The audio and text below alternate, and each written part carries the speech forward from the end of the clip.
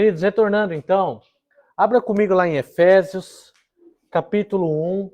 Nós vamos ler do versículo 3 até o versículo 14. Hoje nós iniciaremos uma série de sermões, de mensagens, com o tema Uma Fé Fortalecida.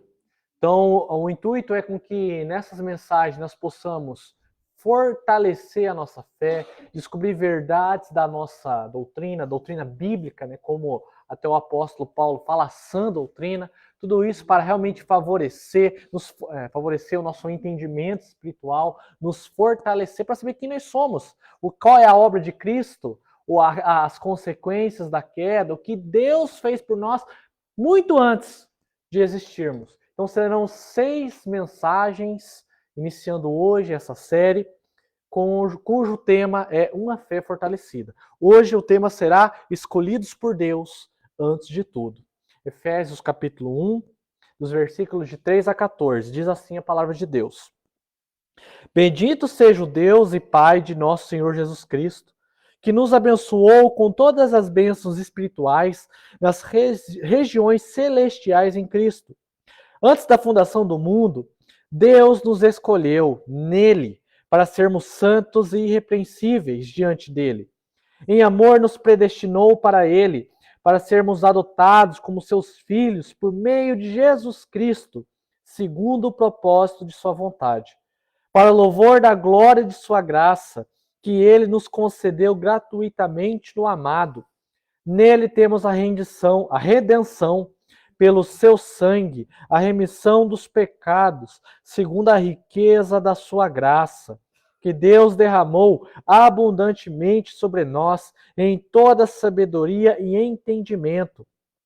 Ele nos revelou o mistério da sua vontade, segundo o seu propósito, que ele apresentou em Cristo, de fazer convergir nele, na dispensação da plenitude dos tempos, todas as coisas, tanto as do céu como as da terra. Em Cristo fomos também feitos herança, predestinados segundo o propósito daquele que faz todas as coisas, conforme o conselho da sua vontade, a fim de sermos para louvor da sua glória, nós, os que de antemão esperamos em Cristo.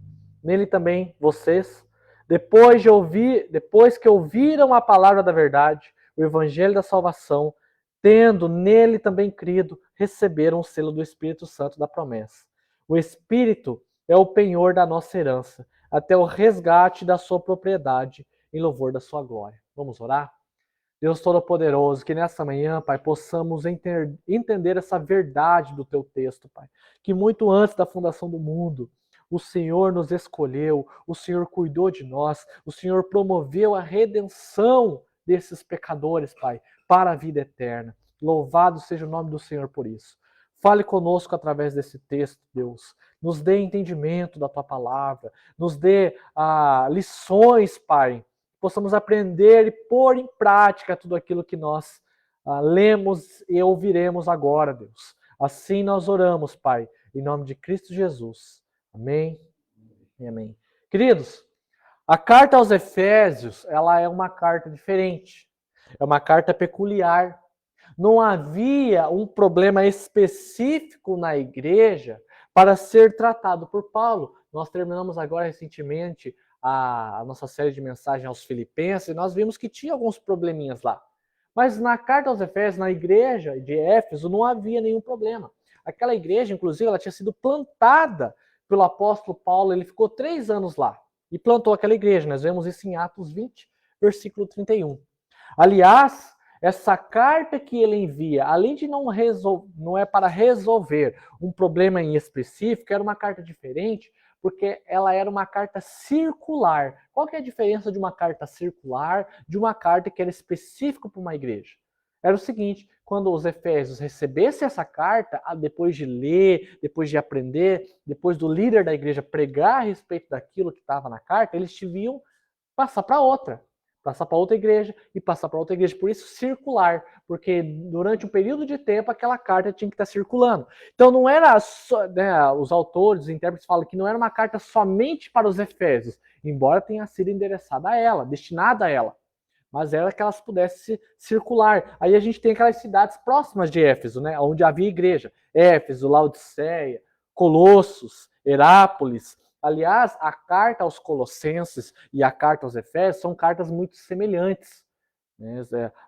Até mesmo aquele que entregou essas cartas era a mesma pessoa. Né? A gente fala que é Tíquico, que é aquele que entregou tanto aos Colossenses quanto aos Efésios. Então eram cartas semelhantes, que tinha o propósito de apresentar grandes verdades a respeito da graça de Deus, da nossa unidade com Cristo. E aqui posso falar de unidade dos gentios com os judeus e também nós como corpo de Cristo, cuja cabeça é Jesus. Jesus é a cabeça da igreja.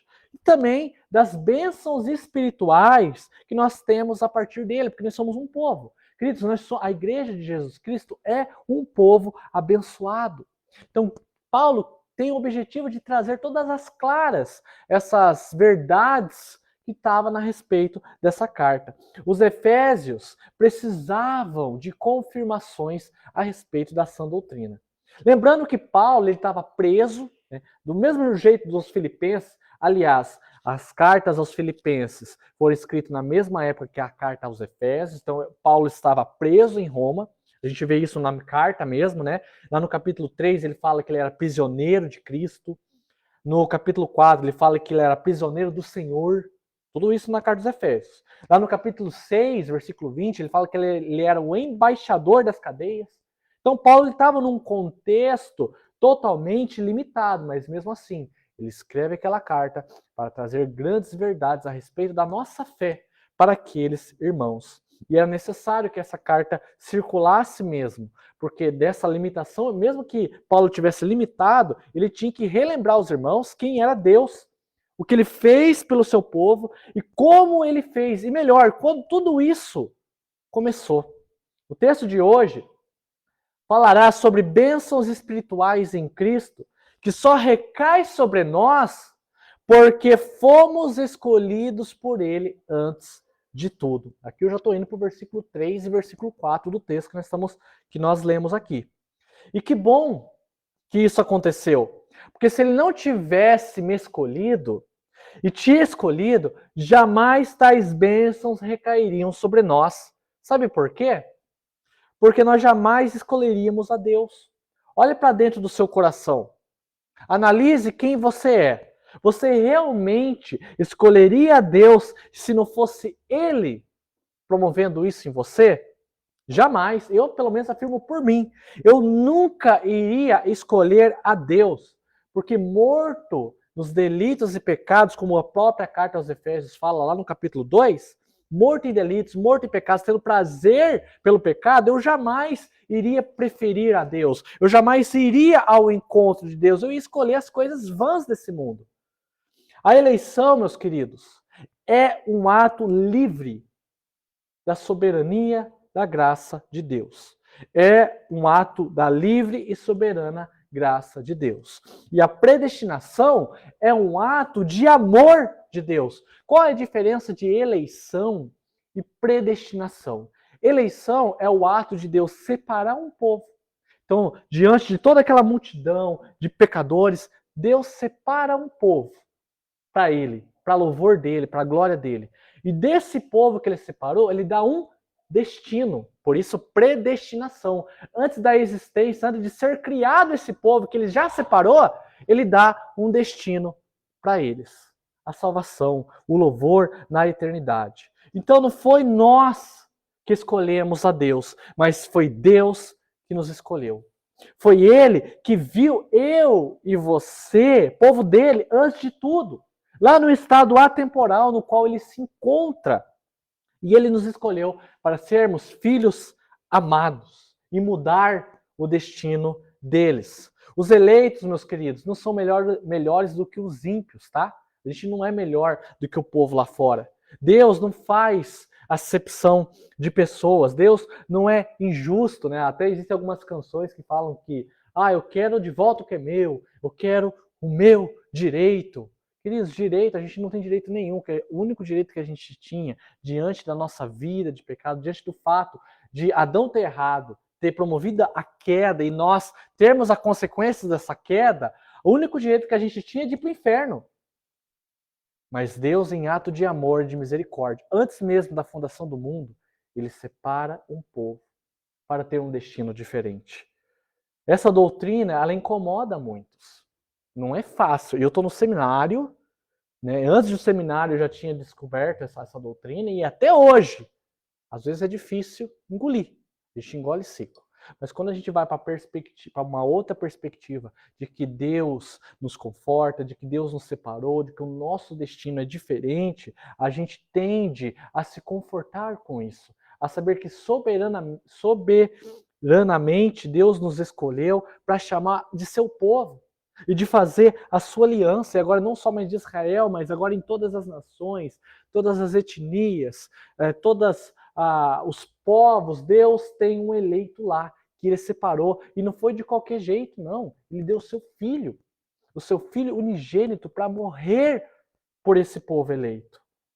E há ainda muitas conclusões equivocadas a respeito dessa doutrina da eleição. Alguns dizem que, então quer dizer que nós somos robôs?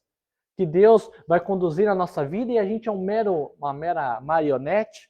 Não, a eleição não indica isso. Até porque o homem tem a sua responsabilidade humana, o homem tem consequências dos seus atos, das suas escolhas, do que ele faz, embora Deus seja soberano em tudo. Deus já sabe o que a gente vai fazer. Então há um concurso de soberania de Deus e a responsabilidade humana. Então nós não somos robôs, embora o nosso destino já esteja definido por Deus.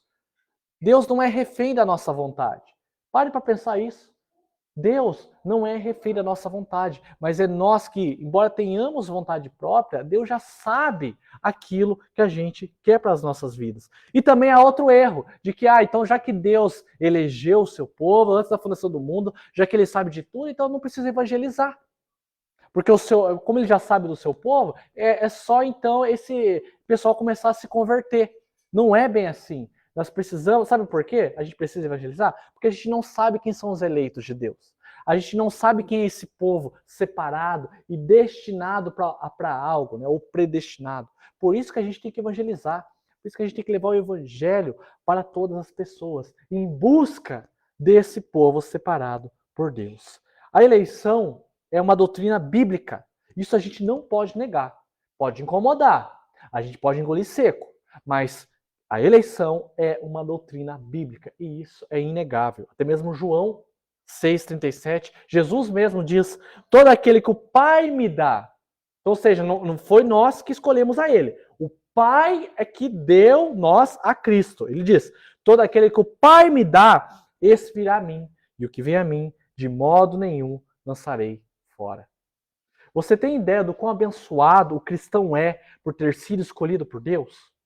Claro, se você aceitou Jesus como Senhor e Salvador para a sua vida. Porque se você não aceitou Jesus Cristo como Senhor e Salvador para a sua vida, você ainda não é filho de Deus. Conforme as Escrituras, eu sei que é forte isso, mas conforme as Escrituras, são filhos da ira, com um destino totalmente diferente.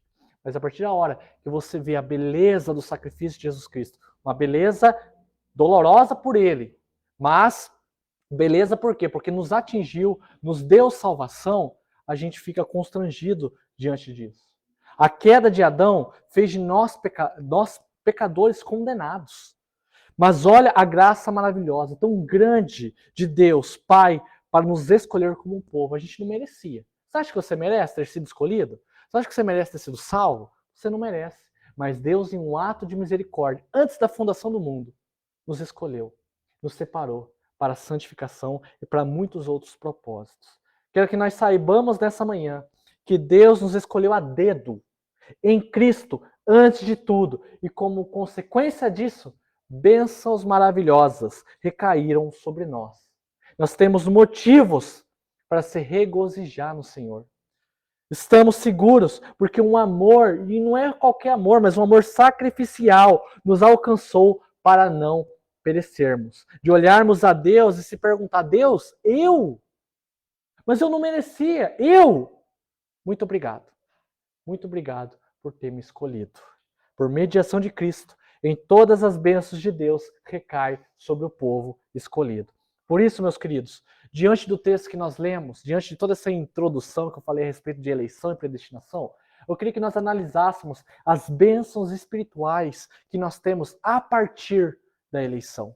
Por isso que o nosso tema, escolhidos por Deus antes de tudo. O que a gente ganhou sendo escolhido por Deus antes de tudo.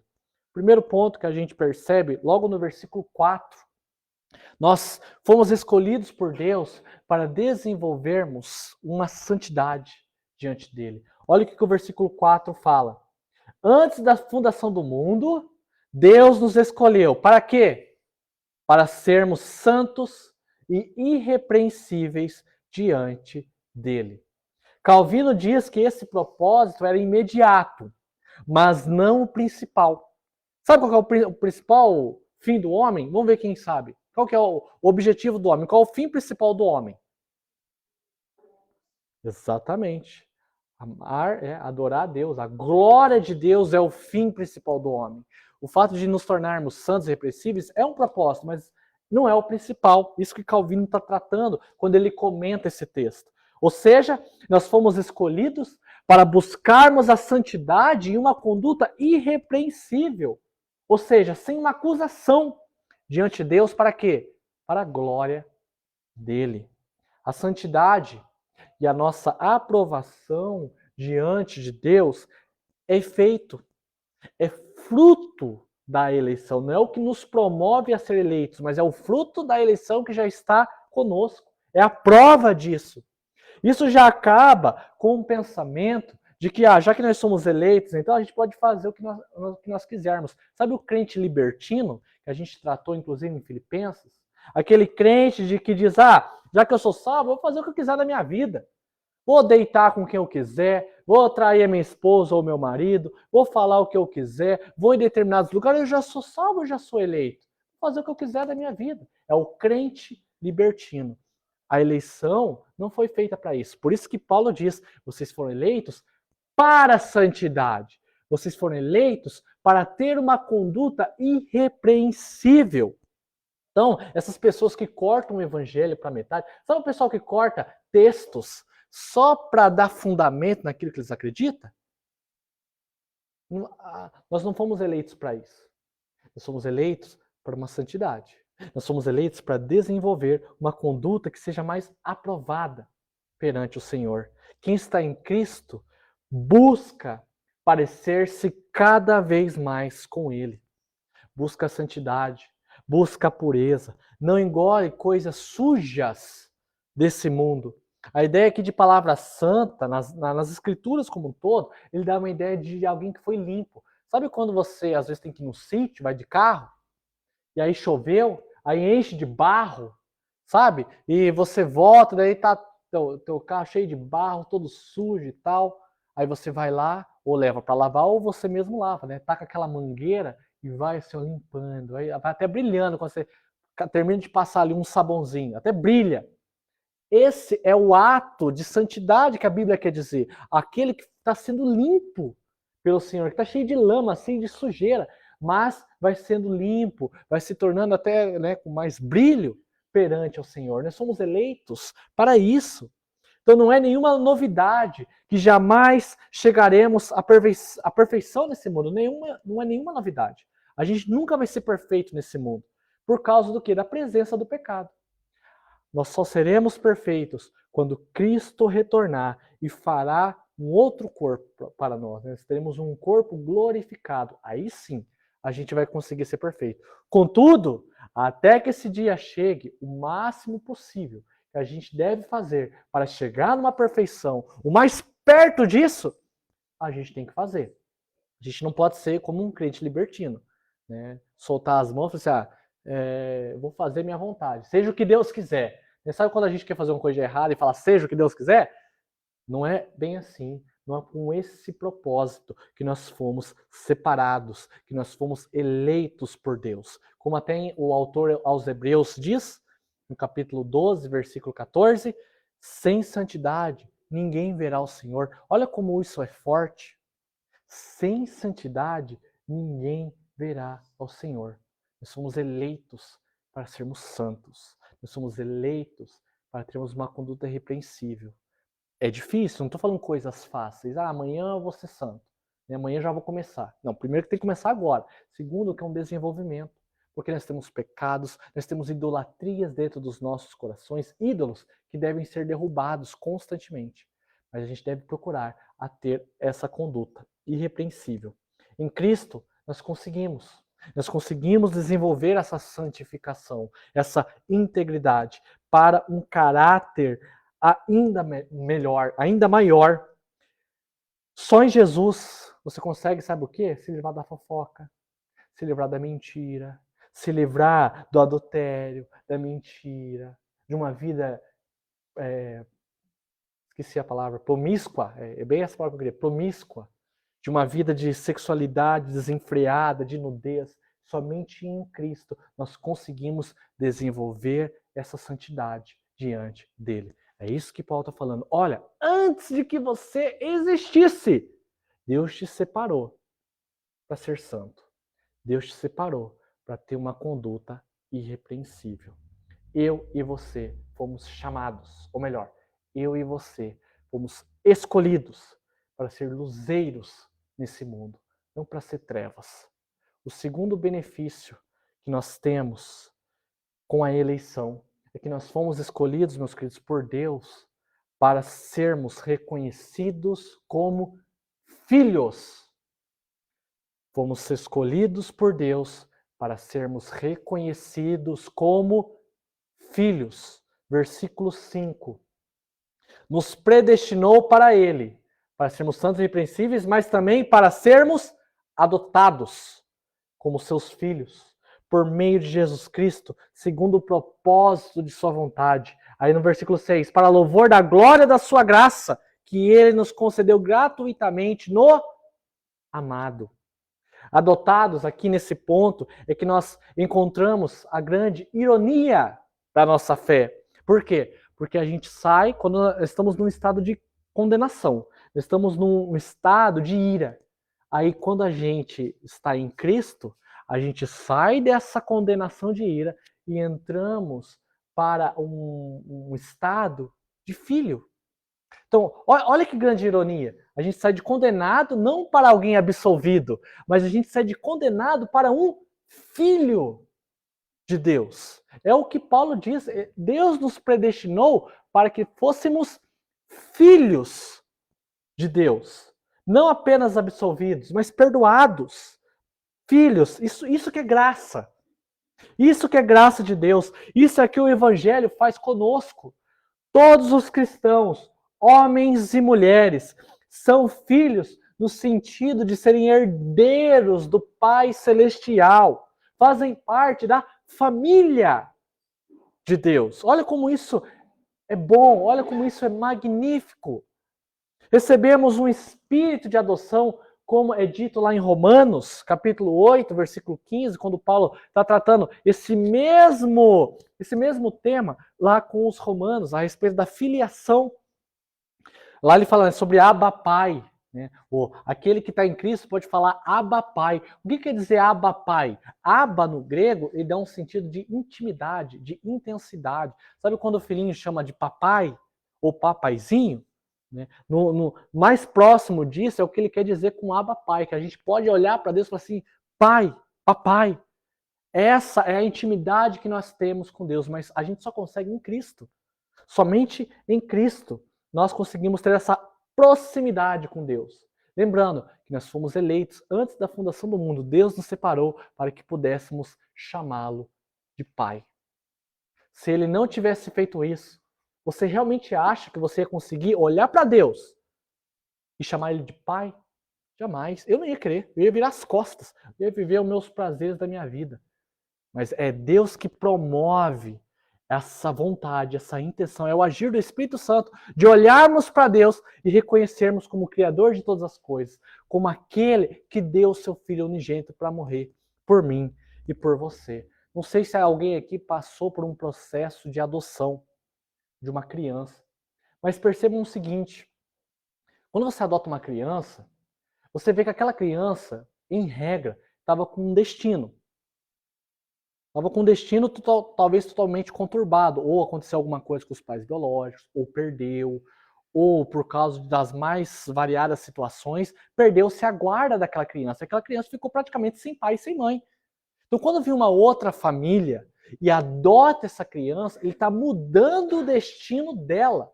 Um destino que muito provavelmente ia ser traumático, já é, mas ia ser pior. Um destino que ia ser totalmente ruim para aquela criança. Há uma família adotiva que dá um outro destino.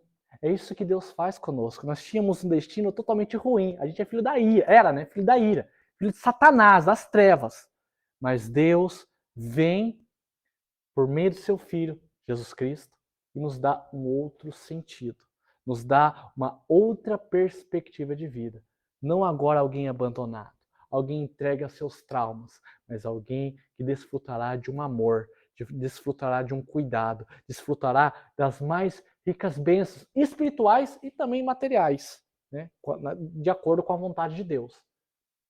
Olha o que o Senhor faz conosco. Deus, antes da fundação do mundo, nos separou e nos predestinou não para ser um qualquer, não para ser um abandonado, mas para sermos filhos. Por isso chamamos de Pai, pertencemos ao seu povo, povo cuidado por Ele, povo protegido por Ele, povo renovado por Ele, que busca força nas tribulações. Se você aceitou verdadeiramente Jesus Cristo como Senhor e Salvador para a sua vida, condenado você não é mais, mas agora você é filho do Deus Altíssimo. Isso é maravilhoso. Isso é uma verdade para te fortalecer no meio das suas lutas. Isso é uma verdade para que quando você está quase renegando a sua fé, ela mostra quem você é para Deus, o que Ele fez para a sua vida. Isso é para fortalecimento para as nossas vidas. É para não virarmos as costas para Ele e querermos buscar os nossos caminhos. Isso é uma verdade para te dar identidade. Identidade como filho. O quanto este mundo tem perdido ou atacado a identidade das pessoas, não é verdade? Constantemente. Hoje a gente vive uma geração que tem atacado a identidade. Seja em ideologia de gênero, seja ou qualquer outra doutrina aí realizada pela sociedade, da sociedade depravada mesmo, tentando buscar a identidade de pessoas que perderam a sua identidade. Quando as escrituras estão falando o seguinte, olha, eu posso te dar uma identidade de filho, eu posso te dar uma identidade de alguém abençoado por mim, mas é necessário que você aceite o meu filho, unigênito, aceite que ele morreu por você, que ele morreu para que você fosse salvo. E a partir disso, ter uma outra conduta de vida. Essa é a verdadeira identidade que nós podemos ter.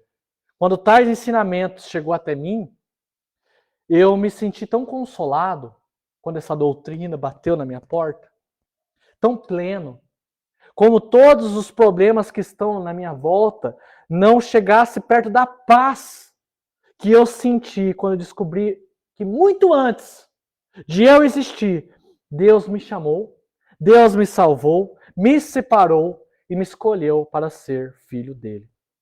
Queridos, essa é a verdade que carrega a igreja, sabia? Essa é a verdade que mantém a igreja de pé nas perseguições. Por isso, a igreja jamais se abalará. Jamais. Pode vir sei lá, qualquer outro político, qualquer outro estado, pode vir sim um estado totalitário que persiga a igreja. A igreja vai se estabelecer, ela nunca vai abalará, porque nós somos filhos de Deus e nós carregamos o nome de Deus. E Deus não vai permitir que a sua igreja seja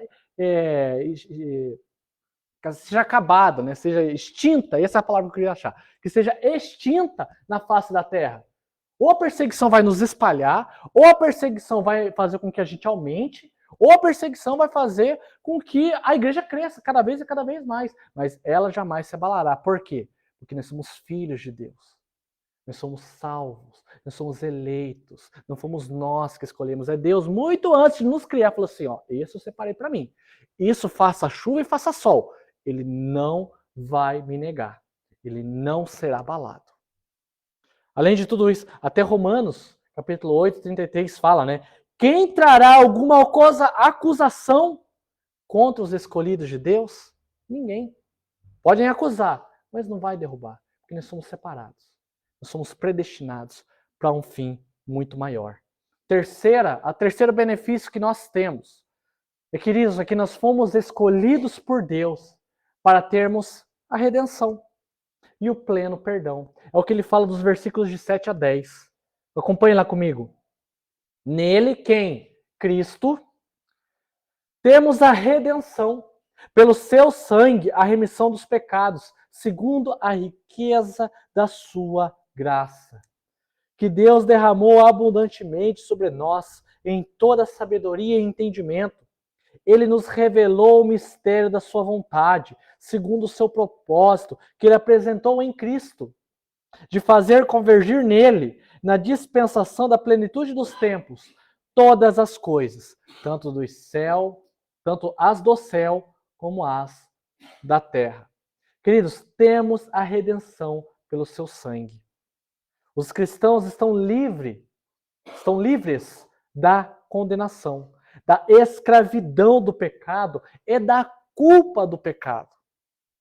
Antes que o mundo existisse, sabendo Deus da desobediência do homem, Deus promove um plano de redenção para que você e eu pudéssemos nos tornar filhos e termos um destino diferente. Eu não sei você, mas eu não queria ir para o inferno. Eu não quero ir para o inferno. Eu acredito que o inferno existe. Eu creio que o inferno existe. É que vira e mexe você encontra cristão que às vezes não acredita em inferno. Mas existe, tá? As escrituras mostram que há céu e há inferno. E se não fosse por Deus, eu ia para o inferno. Embora eu não queira mais ir lá. Mas por que eu não quero? Porque Deus me mostrou o plano de redenção que Ele fez para mim. Ele mostrou que Ele enviou o seu Filho para dar o seu sangue em meu lugar. Quando vamos a Gênesis 3,15, eu falei isso na escola bíblica dominical, que depois da queda, quando Deus está descrevendo as consequências para Adão, para Eva, para a serpente, ou melhor, para Satanás, ele diz que porá inimizade entre a descendência da mulher e a descendência dele, né? No caso, seria de Satanás. E esse ferirá a cabeça e a serpente lhe ferirá o calcanhar. Embora a figura de Cristo ou do Messias ainda não tenha ficado claro aqui em Gênesis 3,15, porque essa é ainda uma semente da revelação que estará mais exposta ao longo da Bíblia, algo ficará aqui claro, que um dia Deus enviará um descendente do homem para pisar na cabeça de Satanás, para vencer a Satanás, para vencer a morte. E por meio desse, é que todo o povo será salvo. Quando a gente se pergunta como eles eram salvos no Antigo Testamento, simples, por causa de Cristo. Do mesmo modo que nós, hoje, em 2022, somos salvos por Cristo, Abraão, Isaac, Jacó, Noé, foram salvos por meio de Cristo. Acontece que para eles era o Cristo, o Messias, que ainda iria vir. E para nós é o Cristo que já veio. Nos promoveu a redenção. Então perceba que até o sangue de Jesus é tão poderoso que foi até retroativo. Salvou até aqueles que por meio da fé foram lavados pelo seu sangue. Deus fez isso.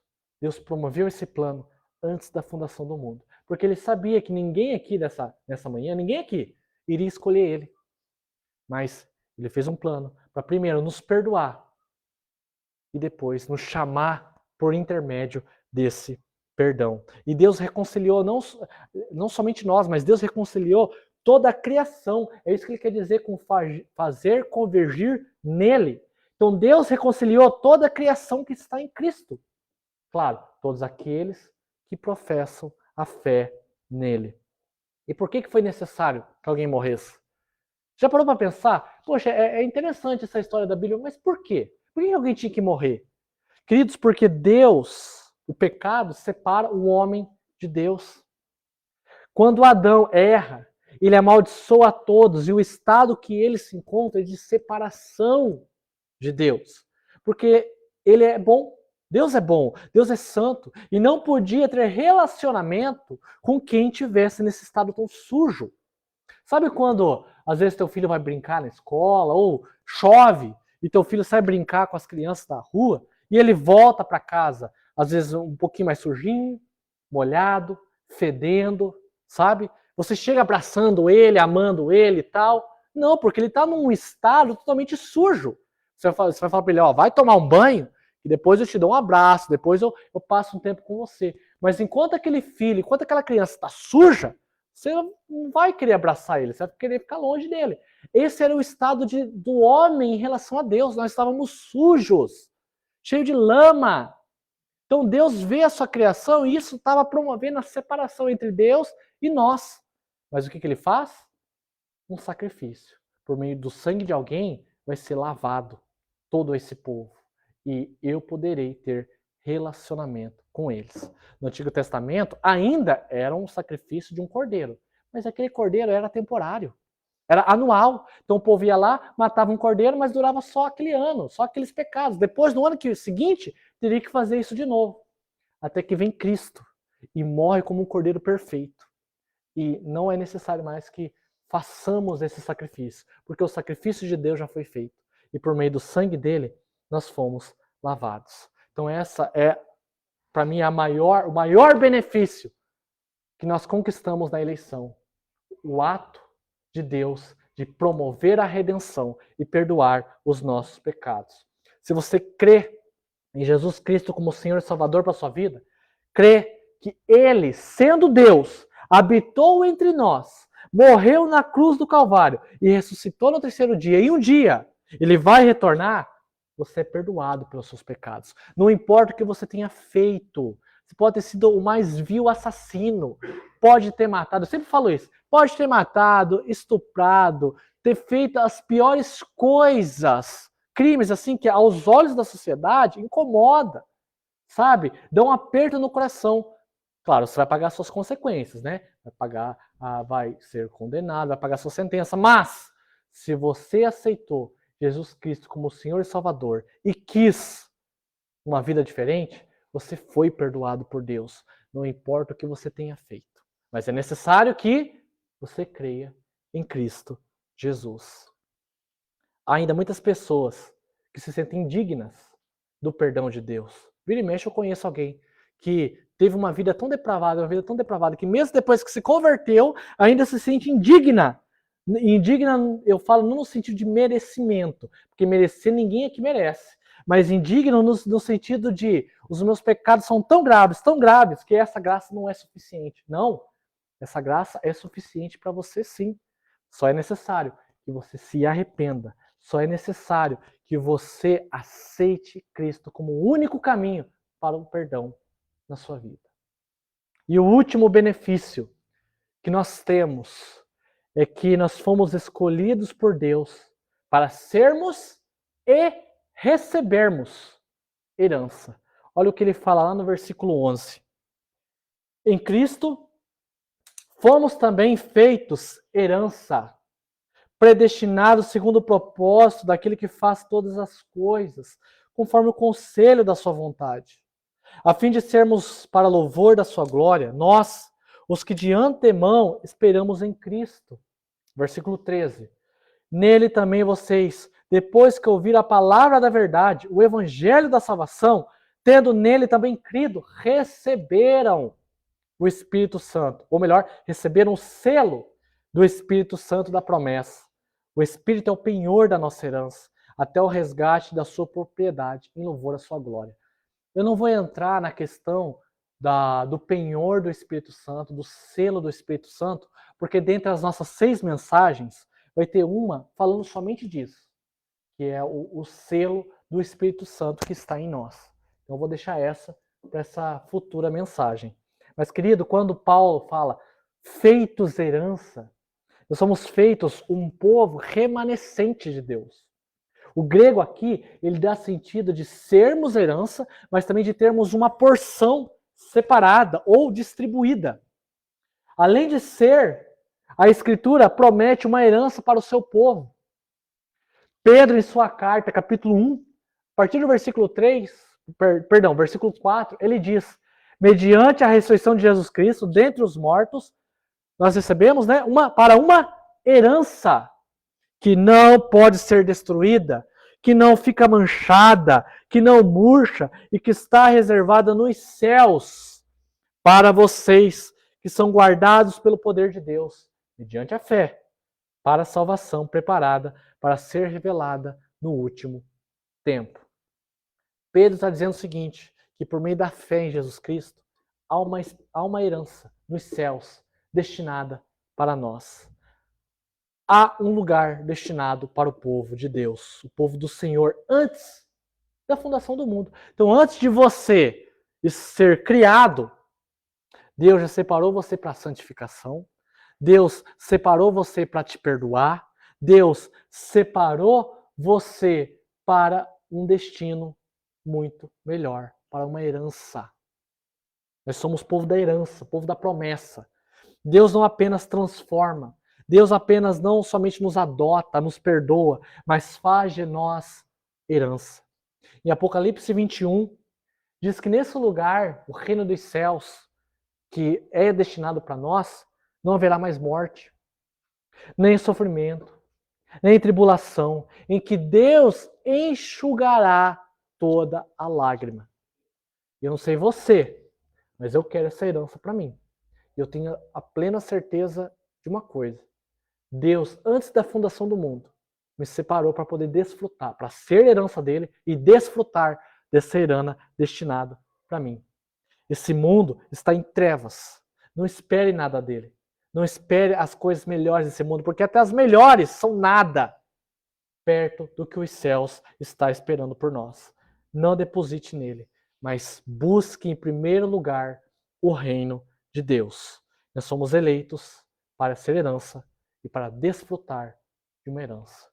Que toda essa mensagem, que toda a eleição, a predestinação e os benefícios advindos dela possa nos dar segurança, possa fortalecer a nossa fé, possa nos dar propósito de vida, possa nos dar perspectiva numa nova conduta. Mas é necessário saber de uma coisa. Tudo isso nós só adquirimos por meio de Cristo. É necessário que confiemos nele, que nós aceitemos com convicção, com uma fé verdadeira, que ele morreu na cruz para nos salvar, para nos dar esse destino. Que Deus assim nos abençoe e possamos fortalecer a nossa fé e termos segurança e ir para as nossas casas refletindo a respeito de tudo isso.